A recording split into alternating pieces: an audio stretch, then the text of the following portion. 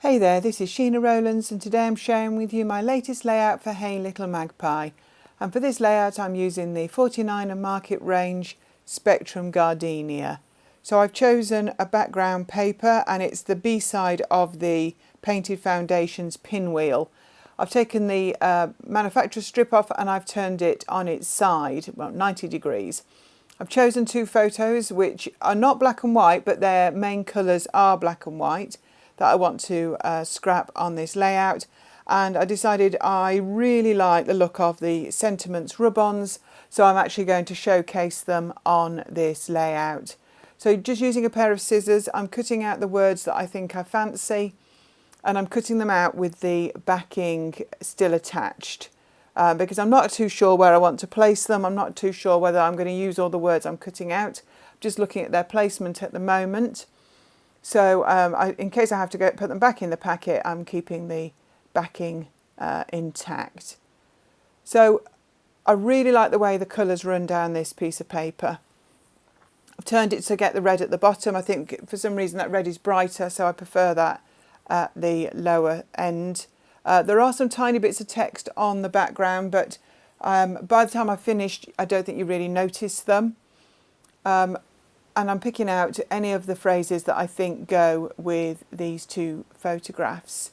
I've chosen the word joy at the minute. That will get changed later on, but I'll explain as we go along.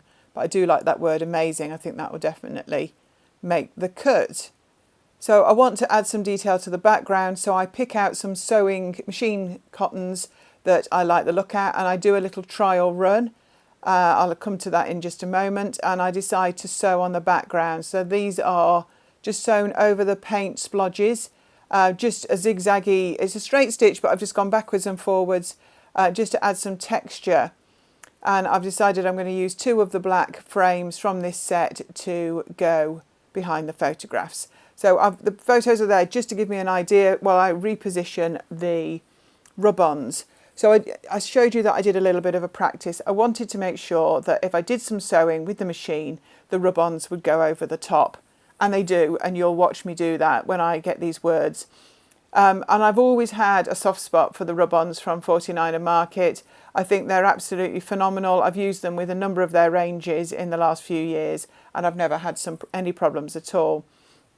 But I wasn't sure. This is the first time I've actually put it over machine sewing, and it's over quite a lot of sewing, and it doesn't make any difference to them. They go down beautifully. So what I did is I took the word colour from the rub-on sheet, and I actually rubbed half the word down and then sewed over the top, which worked perfectly.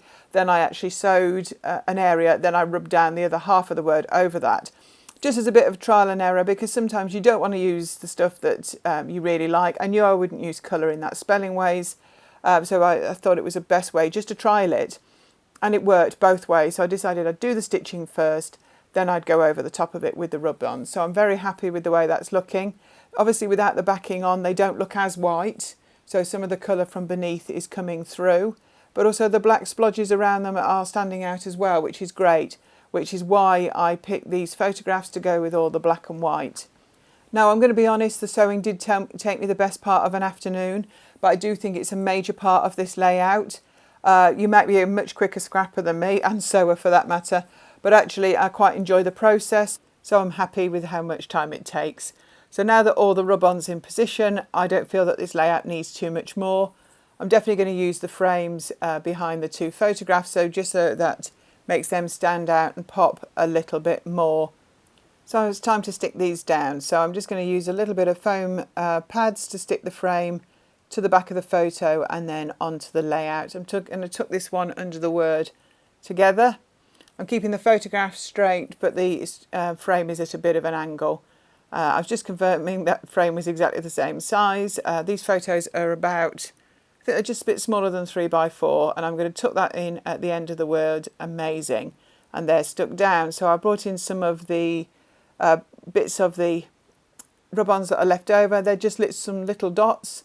I don't waste any bits, and I'm going to add some of these around the edges of the words just onto the plainer cardstock, just to basically I was thinking of doing some black ink splatters, so that's where my mind was going, and then I decided that actually if the black ink splatters got on the threads, and they wouldn't be circular, they'd just seep into the cotton of the thread, and they could actually look a bit messy. And because I'd spent quite a bit of time and energy and enjoyment making the background, I didn't want to do that. So by actually using a few more rub-ons, I gave the impression of a few splatters around the edge. So I brought in 2 more words. They're from the chipboard set that says remember and here and now, and I've picked the colours that they're near. I've also added just a little bit of embellishment to both of the photo clusters with some information about the photos. So thank you so much for watching. Check out the full range at Hey Little Magpie. Give us a thumbs up and subscribe to our channel if you like what you see, and we hope to see you back here very soon. Thanks for watching. Bye for now.